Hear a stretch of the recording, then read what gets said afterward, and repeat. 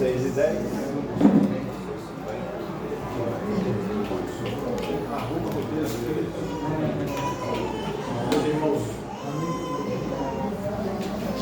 Meus irmãos, muita paz.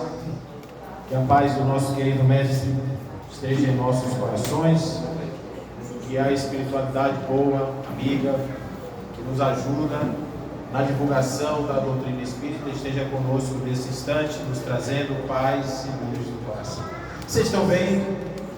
Graças a Deus, né? Rapaz, é tanta comida que tem aí que eu não sei não. Sabe que outro dia eu estava conversando com essas viagens que a gente faz aí, o povo disse, mas esse espírita gosta de comer, viu? Porque a gente vai fazer as viagens aí de caravana, aí a caravana baiana da fraternidade, a macro-regional, a caravana sobretudo, a gente sai visitando os centros, né? E cada centro que a gente chega tem uma festa, aí né, tem que ser que nem estômago de político, tem que ter uma reserva para caber tudo. Tá bom, senhor? Tá ótimo, tá bom, vocês estão me ouvindo bem aí? Ok. Bom, gente, Robson faz, como sempre, um relato muito preciso da questão do Evangelho, porque ele tem essa vivência do Evangelho. Não é só uma teoria, é uma vivência. A vida dele é uma vida de servidor do Cristo mesmo. Então, quando ele fala essas coisas, ele fala com propriedade, porque isso é o que ele vive, não é o que ele estudou, não é o que... Então, quando a gente vai falar sobre Cristo, ou sobre Jesus, junto com o Robson, a gente tem que ter muita criatividade para ir para lugares onde ele não foi. E a minha missão aqui é trazer o legado do Cristo. O que Cristo, o que Jesus nos deixou aqui agora, para que nós possamos aproveitar a sua lição, a sua história, e o que isso pode mudar de fato na humanidade, a história da humanidade. Então eu vou começar lá de trás um pouquinho, do dia 4 de setembro de 469. Esse dia especial, um general invade Roma. Ele era o comandante dos bárbaros e estava destruindo nada mais, nada menos do que a parte ocidental de talvez um dos maiores impérios que já existiu na face da terra. O nome dele é Alarico. Ele vai marcar profundamente a história de um homem chamado Agostinho, que vocês conhecem, o Santo Agostinho, mas que ele vai, o Agostinho, fazer um choque na sua mente. Ele vai ter um choque, porque ele vai ficar se perguntando como é que pode um império daquele tamanho ser destruído por uma horda de bárbaros. Aquilo ali leva ele a pensar na cidade de Deus, na cidade dos homens, de encontrar justificativa por que o poder da terra não tem poder nenhum quando o tempo passa e as coisas precisam acontecer. Mas 150 anos antes de Alarico destruir o Império Romano do Ocidente, dando início àquele período que seria chamado de Idade Média, e mais explicitamente de um período que seria chamado de Idade das Trevas, porque o mundo entraria numa obscuridade cultural, filosófica, religiosa, do pensamento e sobretudo moral. 150 anos antes, dois bispos disputavam uma querela. De um lado, o velho Ário, que dizia que Jesus não era Deus. Jesus era um homem que tinha particularidades divinas. Jesus era um homem que assumia na sua existência características divinas, mas não era Deus. Portanto, a Trindade, a Santíssima Trindade, não tinha muita razão de ser, porque Jesus não podia ser aquele filho da Santíssima Trindade. Vocês já imaginaram alguém dizer isso no meio da igreja? Em pleno século IV, isso gerou confusão, porque apareceu um outro que dizia não, o contrário. Jesus é a própria instância de Deus na terra. Esse era Atanásio e Ário, os dois disputando. Só que Ário, ele era muito astuto, e ele tinha muitos argumentos para justificar a sua ideia. Tanto fez que conseguiu fazer com que Atanásio fosse excomungado 2 vezes. Mas no fim, esta verdade de Atanásio prevaleceu. E Ário foi quem se deu muito mal e ficou como sendo uma pessoa que não tinha uma boa posição, um herege, considerado um herege dentro da igreja. Agora, por que isso aconteceu? É porque vocês têm que imaginar que quando Jesus esteve aqui na terra, a primeira coisa que a gente precisa entender é que Jesus era analfabeto. Vocês sabiam disso? Porque vocês já viram alguma carta de Jesus? Não? Vocês já viram algum livro escrito por ele? Não também? Né? Algum bilhetinho de Jesus? Não. Já apareceu em algum lugar que Jesus escrevia? A única parte do Evangelho que aparece Jesus escrevendo alguma coisa é quando ele está com uma mulher adúltera, que ele fica ali riscando na areia nomes tais que fazem com que as pessoas, pensando nos seus atos, desistam de apedrejar a mulher. Mas esta passagem, que está exclusivamente em João, dizem os estudiosos, foi colocada posteriormente, ou seja, nem esta pode ser legitimamente atribuída a Jesus.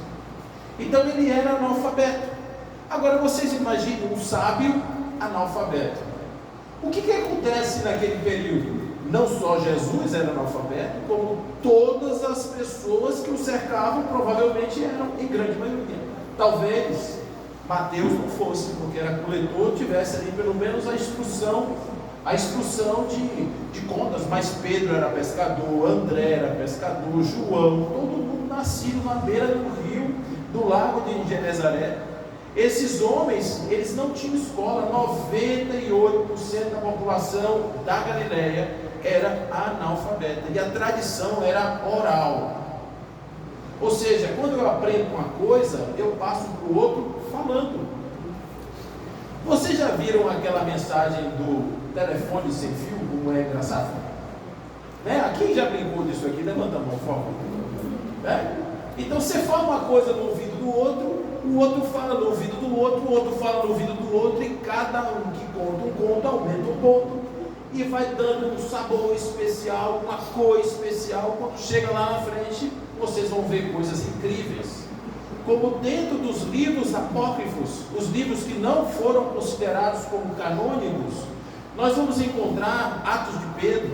É um livro que conta a história de Pedro ressuscitando um atum defumado. Eu vou só criar a figura para vocês imaginarem. Não foi um atum que foi encontrado na beira do mar. Não, foi um atum que estava morto dentro de um cesto, tinha sido eviscerado, ou seja, tinham aberto a barriga dele, tinham tirado todas as vísceras, que é assim que faz, quem conhece aí, botado lá no fogo, na fumaça, e ele teria ressuscitado o peixe nessa condição. Aí você diz assim, mas é possível ressuscitar um atum defumado? Não é possível. Porque isso não se fala em termos de evangelho. Allan Kardec, quando traz a Gênese, ele explica muito bem que a grandeza de Deus não se mostra pela derrogação das suas leis, mas sim pela sua imutabilidade, ou seja, a imutabilidade das leis de Deus é que mostra a grandeza de Deus, não precisa mudar as leis.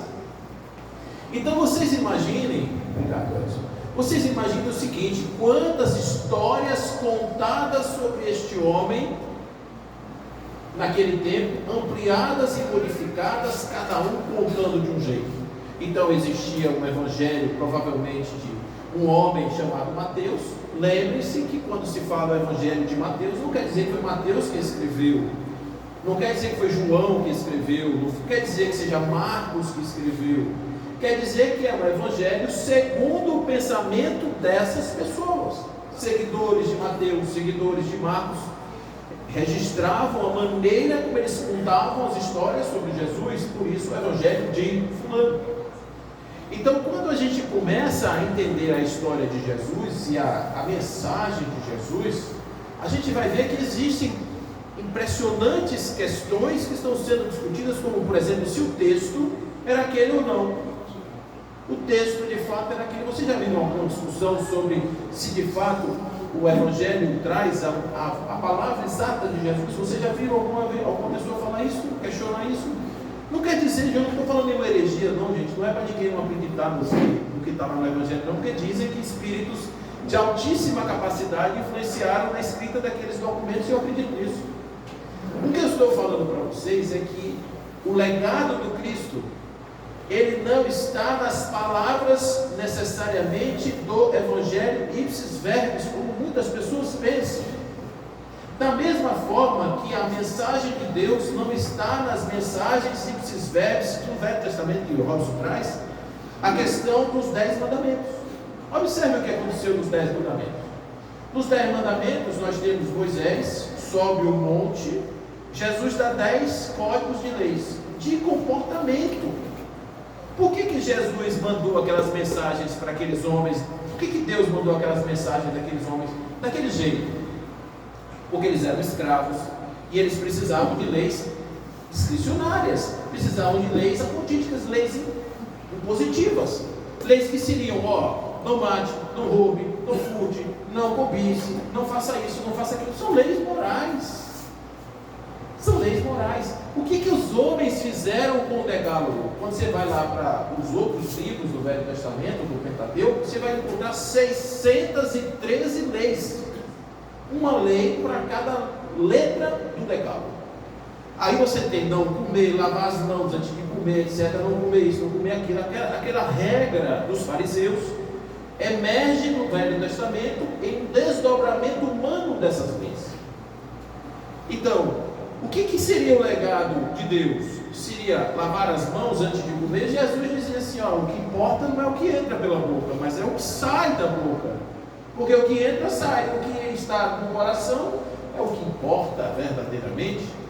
Então a gente vai entender que a mensagem de Jesus, eu particularmente poderia resumir, olha só que ousadia, resumir em 2 segmentos que não podem ser esquecidos. Primeiro, a unidade.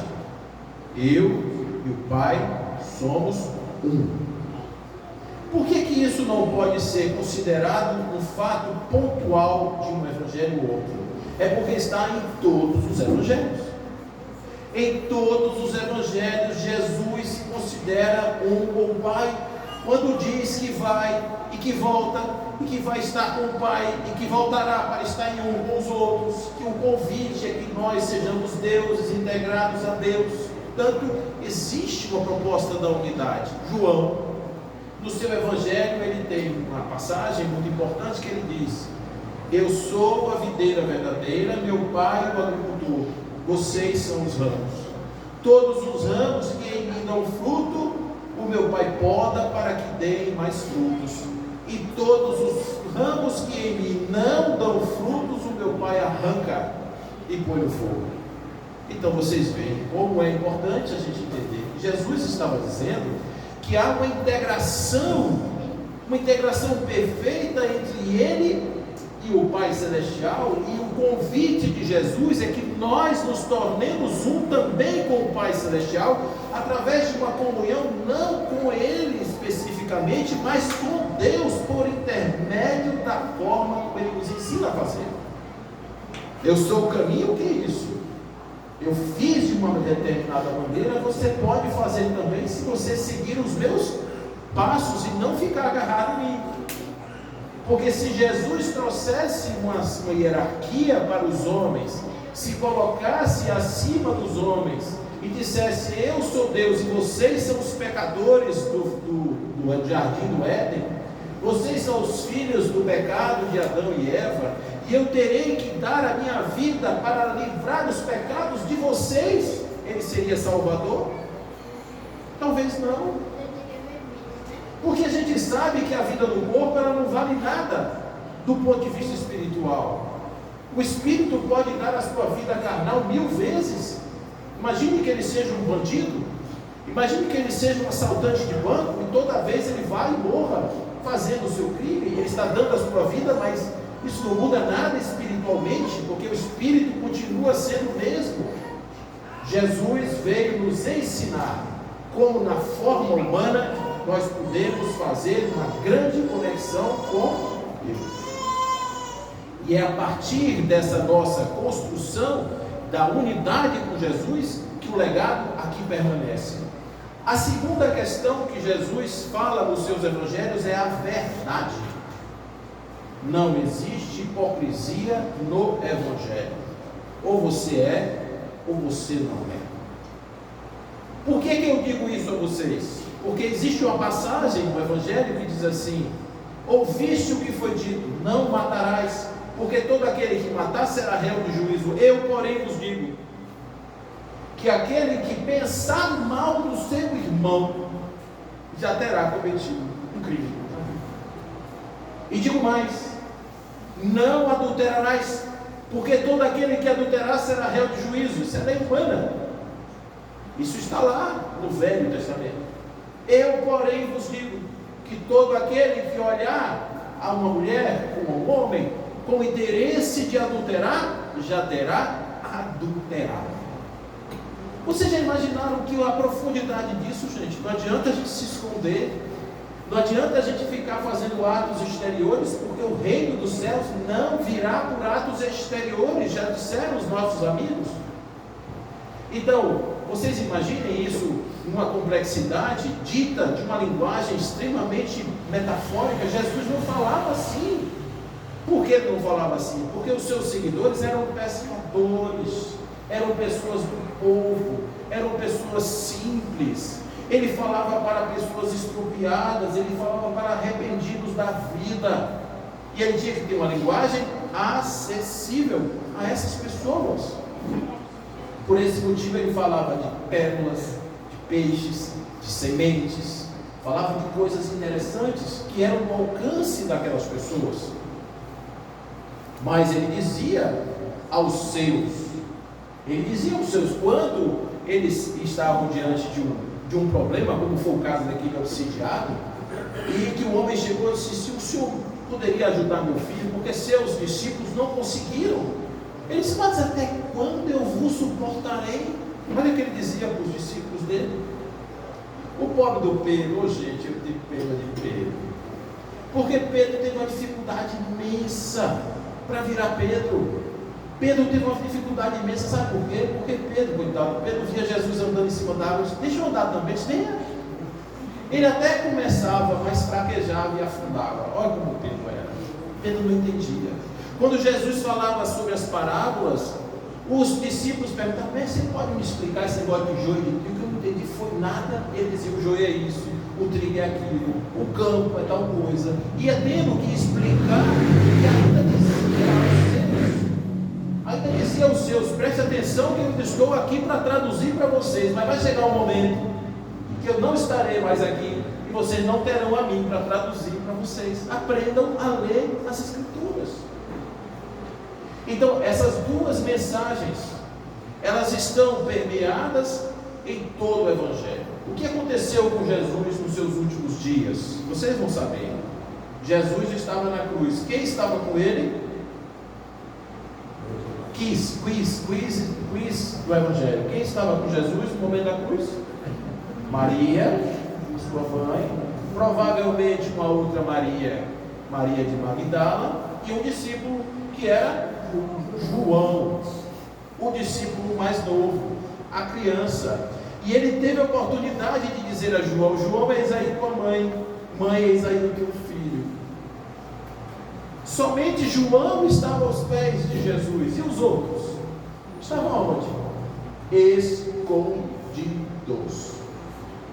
Quando Pedro foi surpreendido junto à fogueira, na noite que antecedeu a morte de Jesus, ele negou que conhecesse aquele homem. Por quê?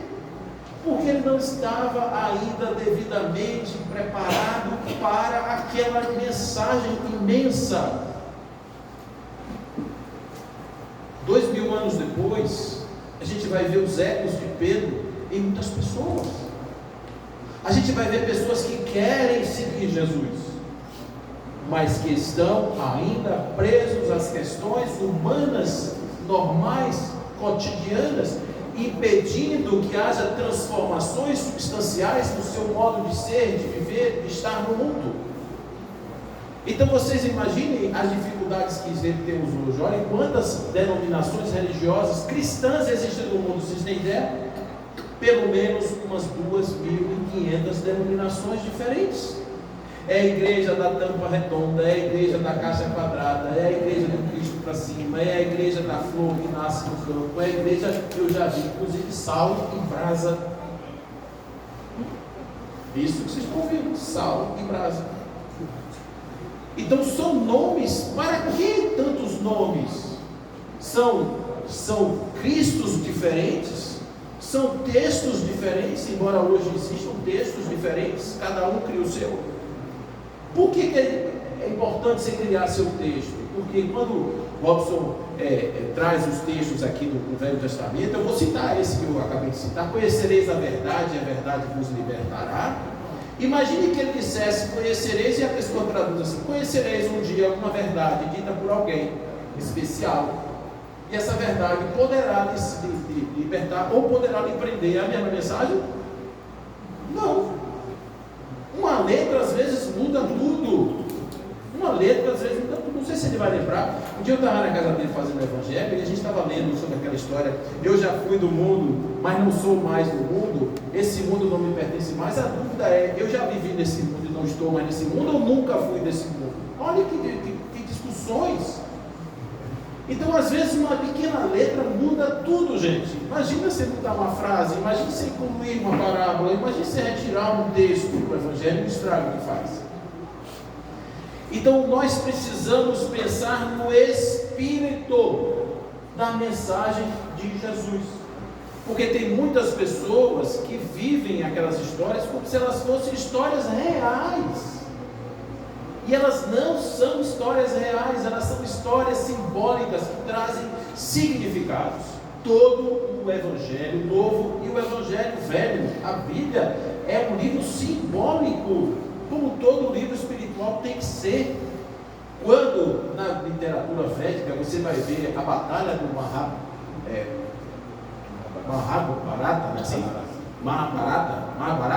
Mahabharata, você vai ver essa mensagem lá, essa guerra, a guerra de Krishna e Arjuna.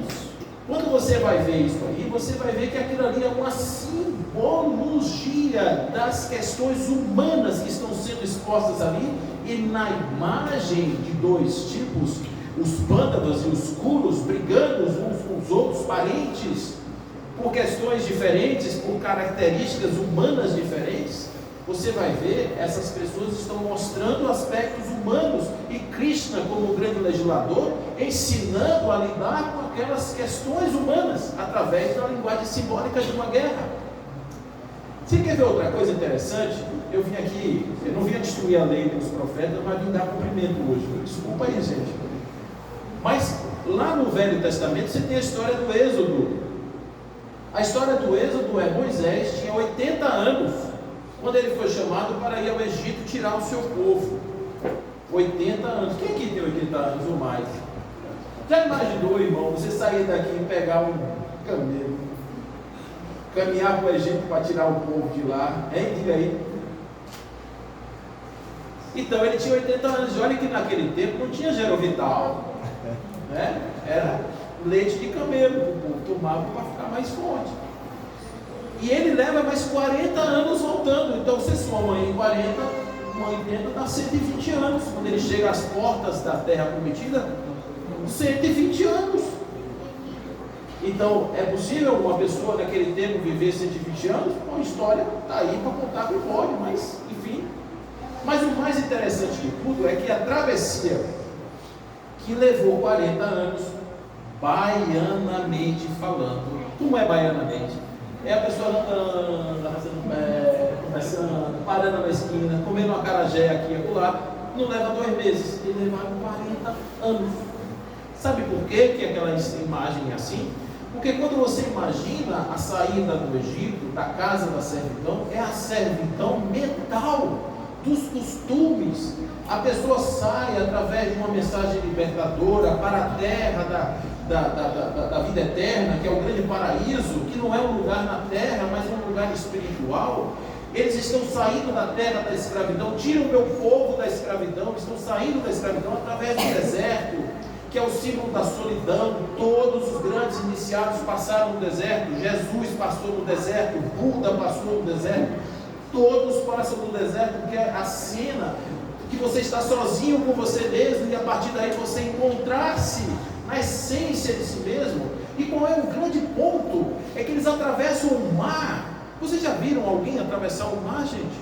Eu fico imaginando como seria. Aí vem assim, a pessoa está ali para atravessar o mar, vem uma baleia ali, nadando. Aí ela para, por quê? Porque naquele lugar o mar interrompeu. Os peixes ficam assim esperando, bora, né? Hebreu, passa aí o meu passar. É assim que funciona? Não, gente, aquilo é simbologia. O mar, a água, é o símbolo do psiquismo, sempre foi, e as pessoas vão no fundo do psiquismo para poder sair da escravidão e levam 40 anos. Isso leva tempo, porque a natureza não dá saltos. Então a saída da terra da escravidão para a terra da liberdade constitui um processo íntimo, de renovação íntima, e é isso que está ali. Como também, lá na própria origem, na Gênesis, enquanto aqueles dois estão ali no paraíso, eles estão apenas adquirindo consciência, que aquele que tem consciência é diferente. Porque vocês já viram uma abelha tomando Rivotril? Já viram? Borboleta fazendo terapia? Não. Por quê? Porque eles não entram em questões existenciais. O ser humano entra porque tem consciência dos seus atos. O que aconteceu? Outro quis. O que aconteceu com Adão no momento em que Deus chega no paraíso e ele já tinha comido da tal da fruta? Foi o que ele disse para o Pai Celestial. Ele disse o quê? Eu me escondi porque tinha vergonha. Até um minuto antes ele vivia nu e não tinha vergonha. Agora é porque ele tem consciência, ele tem vergonha. É simbólico, gente. Então o Evangelho é simbólico, e essas interpretações todas nos levam a sectarismos, a divisões desnecessárias. Do mesmo jeito que Ario e Atanásio estavam brigando, porque um dizia que Jesus era Deus, o outro dizia que era um homem, e hoje a doutrina espírita nos explica que Jesus era sim um homem nascido de Dona Maria e de seu José, um homem especial, o espírito mais puro que já pisou na face da terra, aquele que veio nos ensinar a verdade que liberta, aquele que veio nos trazer uma mensagem libertadora. Esse é Jesus, é esse que nós amamos, é esse que nós idealizamos, é a este que nós buscamos quando estamos nas nossas dificuldades. Eu digo uma coisa a vocês: quantos Jesus existem? Milhares de Jesus. Por quê? Porque cada pessoa vai idealizar o seu Jesus da maneira que melhor lhe aprouver, da maneira que melhor lhe cabe no coração.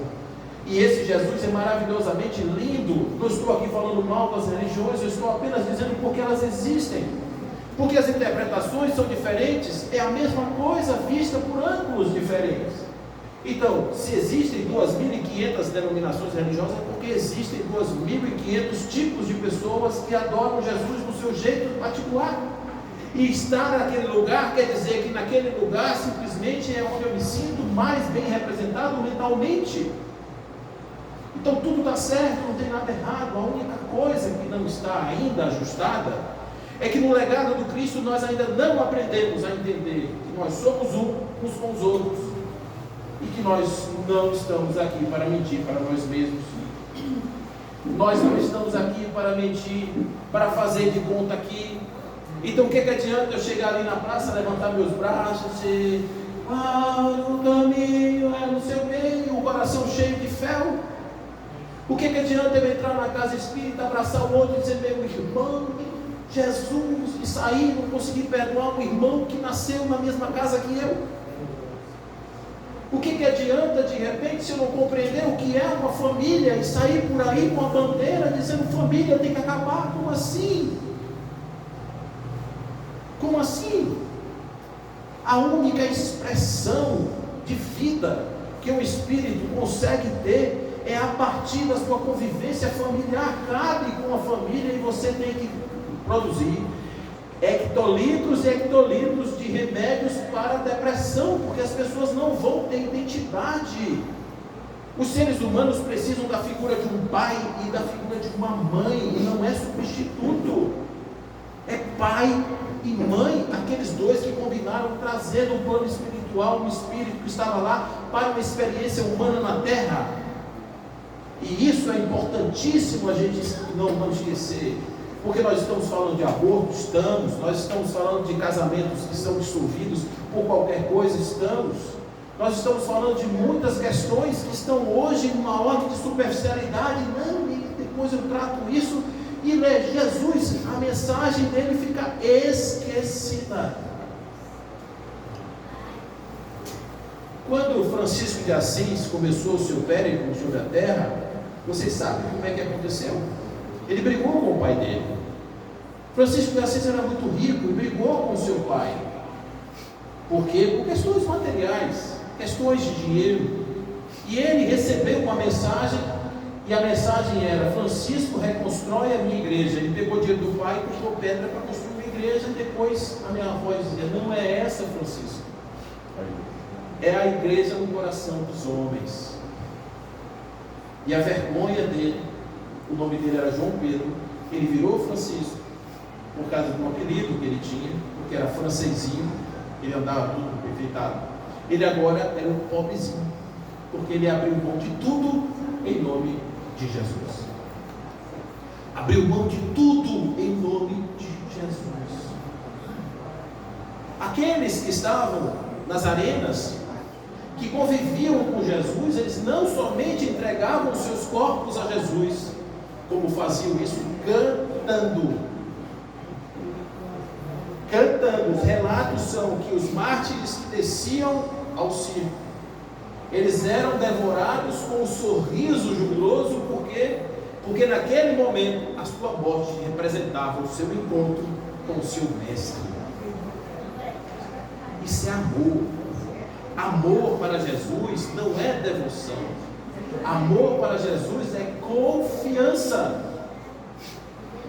Se você me ama, você faz o que eu estou te pedindo para fazer. Se você confia em mim, você faz o que eu estou pedindo para você fazer. As obras que faço, não sou eu quem faz, mas o Pai que faz por intermédio de mim.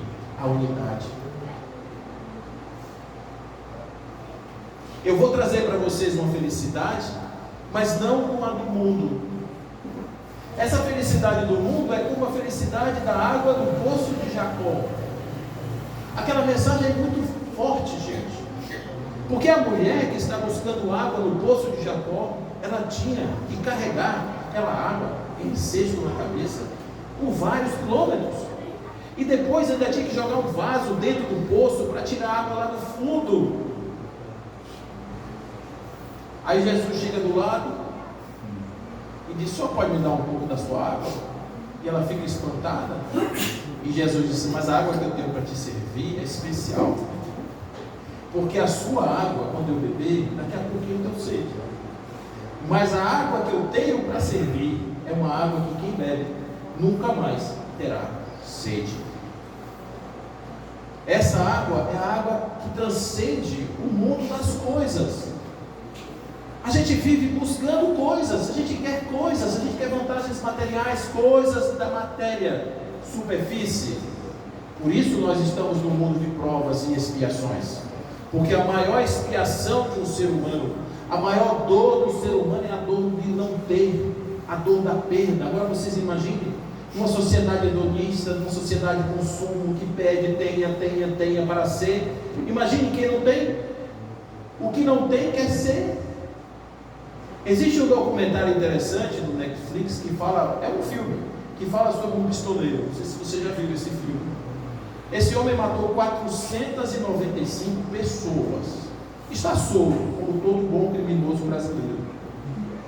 Aliás, um mais agora, recentemente, que tinha também coincidência, quase 500 anos de prisão e vai para casa. Graças a Deus, pelo perdão.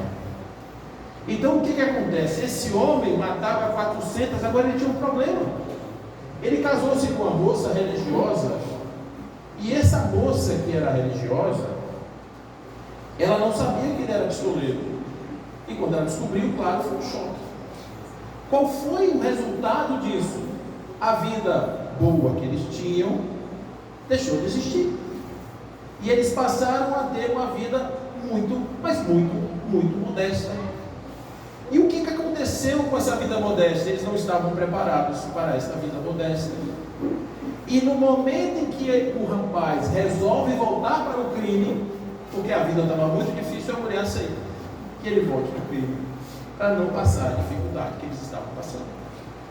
Então vocês vejam a dificuldade que nós temos aqui na terra para dar um testemunho de desapego.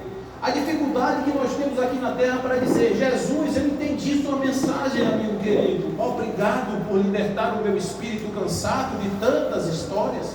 Obrigado por me tirar dessa senda da dor e me colocar na senda da alegria e da glória, do júbilo e da felicidade. Obrigado.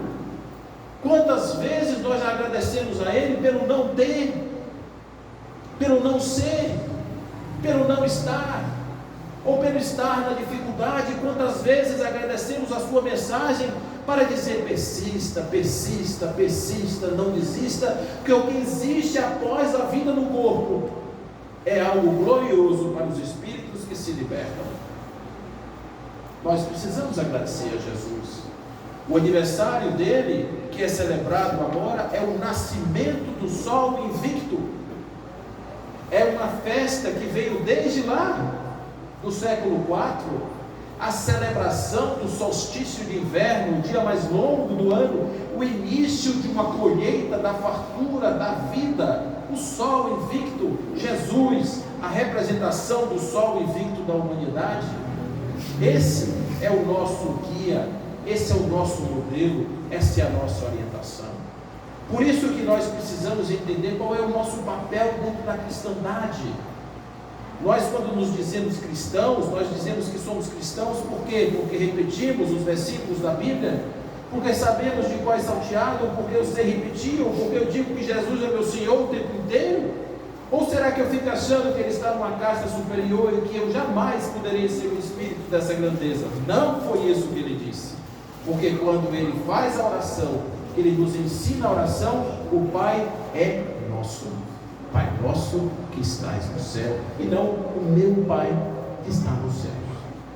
Em todo momento, Jesus nos ensina, nós somos somos iguais e somos divinos. A terceira revelação vem dizer que Jesus era homem, mas era o espírito mais puro e perfeito que já pisou na face da terra, e que na forma humana era o espírito, a forma mais ideal que nós poderíamos almejar. O que quer dizer isso? Que se nós fizermos o nosso trabalho, um dia virá que o Espírito que somos se manifestará na carne, na mesma essência do Cristo. Isso não tem nenhum demérito a Jesus, porque Jesus é um Espírito puro que adquiriu a sua identidade com Deus. Amigos, nós estamos num momento muito importante na humanidade. Os cristãos estão sendo perseguidos, estão sendo colocados em campos de concentração, e dia virá que todos nós deveremos dar um testemunho a Jesus, de confiança. No dia que chegar às portas da nossa casa a conta de termos seguido a forma, a mensagem de Jesus, nós deveremos olhar para esta conta e dizer: qual é o meu Deus? Mamon ou Deus que Jesus me ensinou a adorar? Todos os dias, pequenas contas chegam em nossas vidas. É uma doença, é uma dificuldade, é isso, é aquilo. E nós precisamos entender, quando esta conta chega, qual é o nosso testemunho diante do legado de Jesus. Aprendemos através de uma mensagem muito bonita, chamada Pegadas na Areia, que certo dia eu andava na areia e via que junto aos meus passos existia um par de pegadas, e essas pegadas eram suas, mas nas minhas dificuldades eu apenas via um par de pegadas apenas. Quer dizer que você me abandonava? Não, meu filho, quer dizer que nesse momento era eu quem te carregava no colo. Mas infelizmente, gente, Jesus não veio carregar a gente no colo. Jesus veio transfundir a sua luz em nosso coração, para que nós tenhamos a força e a fé de saber que nas mais difíceis estradas, no chão mais espinhento e cheio de pedregulhos, os nossos pés feridos, mas o nosso coração em júbilo em Deus, confiando na providência divina, jamais iremos duvidar da perfeição das leis de Deus. Jamais iremos duvidar da ciência de que nós somos viajores do tempo em busca da iluminação espiritual. Por isso, amigos, vamos sim, vamos celebrar esse dia de Jesus e vamos permitir que haja um Natal em nossas vidas. O Natal é o nascimento de Jesus. Olha como a gente é cruel. A gente celebra o nascimento de Jesus em dezembro. Quando chega em abril, a gente mata ele e come um chocolate. A gente precisa acabar com isso. Fazer Jesus nascer em definitivo no nosso coração, para nunca mais precisarmos comemorar a sua morte, porque Ele não nos abandonará jamais. A sua mensagem estará sempre no nosso ouvido, ecoando: não desista, persista, continue, eu estou aqui, eu jamais te abandonarei.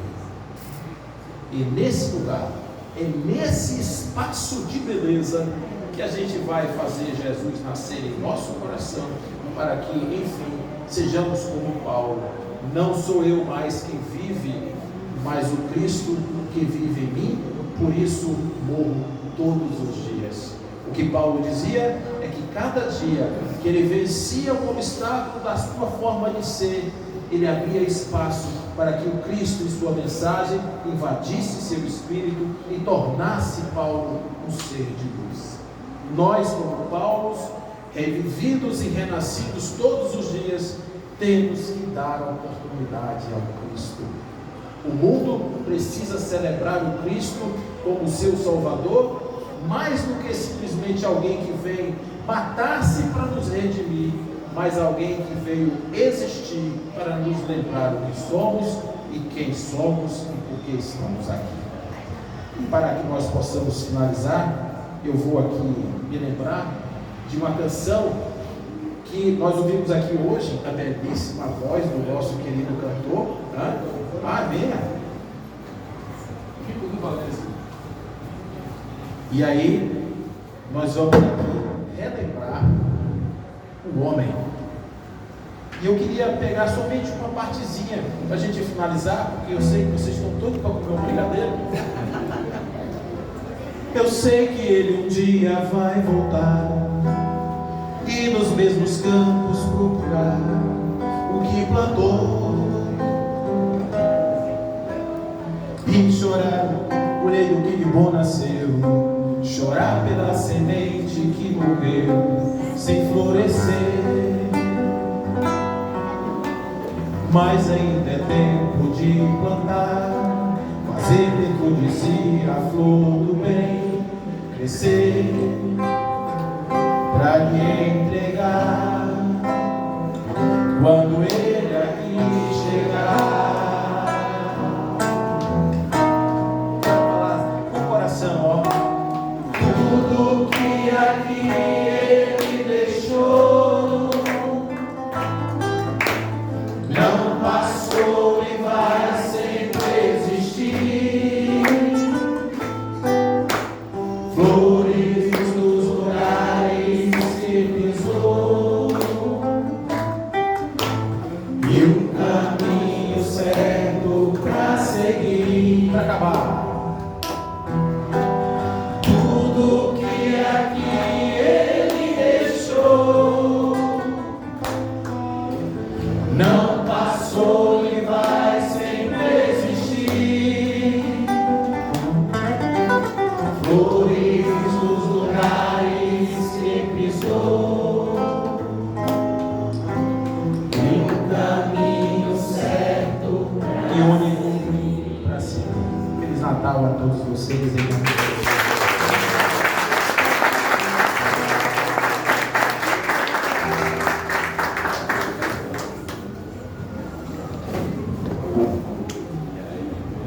Bem, gente, daí o Cristo Pais, aí a mensagem belíssima do nosso irmão Paulo, né? Que deixa a gente aqui a refletir diante da nossa realidade de candidatos à cristão.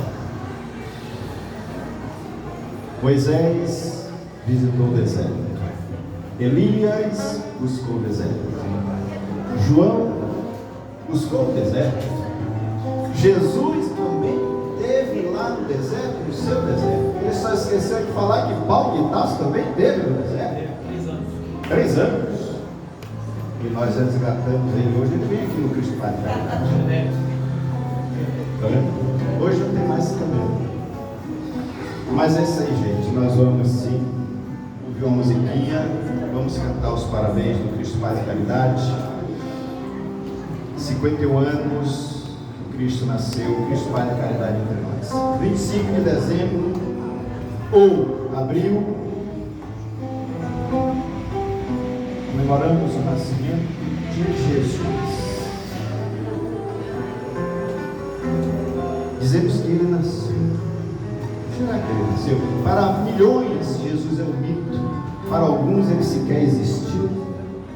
Para outro, foi um visionário, como muitos outros que passaram pelo seio da humanidade. Para alguns, Jesus nem nasceu. Mas aí eu vou aqui encerrar perguntando para nós mesmos. Vamos perguntar para Pedro onde e quando Jesus nasceu. Talvez ele diga que foi naquela noite atormentada no ato Palácio de Caifás, quando o galo cantou 3 vezes e ele negou aquele amigo sincero que repartia os pão com ele. A consciência doeu e ele chora, e ali Jesus nasceu para Pedro. Mas se ainda não compreendermos como Jesus nasceu, quando ele nasceu, vamos perguntar a Tomé, aquele que não acreditava, onde e quando Jesus nasceu. Ele vai dizer que foi naquele dia, quando ele escondido, fugiu, para também não ser preso. Jesus se apresenta diante deles e ele pergunta: és tu mesmo, Senhor? Sim, sou eu. Então deixa que eu ponha o dedo na tua ferida, como nós fazemos até hoje. Ali Jesus nasceu para Judas. Mas vamos perguntar a Maria de Magdala, onde e quando Jesus nasceu. Talvez ela diga que foi naquele dia que, atormentada por 7 obsessores sexuais, ela busca Jesus para o tentar, e de repente, naquele dia, ela ouve: mulher, hoje estás liberta, estás curada. E ali ela cai em si e em prantos reconhece nele o seu libertador. Ali Jesus nasceu para Maria. Mas se ainda assim não tivermos satisfeitos, vamos perguntar a Francisco de Assis onde e quando Jesus nasceu, e talvez ele diga que foi naquele dia, quando ele escuta aquela voz falando dentro do teu coração: Francisco, constrói a minha igreja. E ele, desnudando-se das coisas do mundo, vai construir a igreja de Jesus no coração dos homens. Mas vamos perguntar a Paulo de Tarso aonde e quando Jesus nasceu, e de repente ele vai dizer que foi às portas da cidade de Damasco, quando, buscando destruir os últimos seguidores do carpinteiro, ele se apresenta e lhe pergunta: mas Paulo, por que me persegues tanto? Mas então, Senhor, o que queres tu que eu faça? Ali então nasceu Jesus para Paulo de Tarso, o senhor Saulo de Tarso do Judaísmo. Mas a questão que eu pergunto agora, e para nós, onde e quando Jesus nasceu? E se de repente cada um de nós aqui descobrirmos que ele ainda não nasceu, talvez hoje, diante de tudo que vocês ouviram, seja o dia que nós nos permitamos que Jesus possa nascer verdadeiramente em nossos corações, e aí possamos nos dizer que eu sou cristão. Muita paz. Obrigado a todos vocês pela presença, pelo carinho, pela atenção. E vamos sim cantar o parabéns para o Cristo, paz e caridade. Senhor,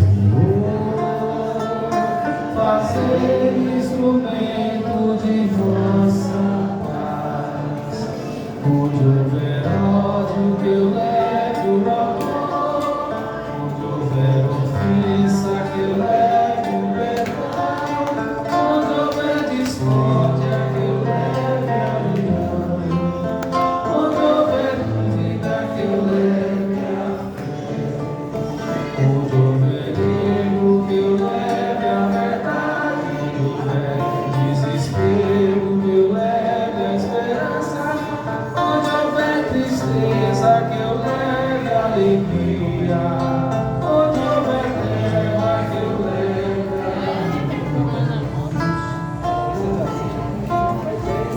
ó Mestre, fazei que eu procure mais consolar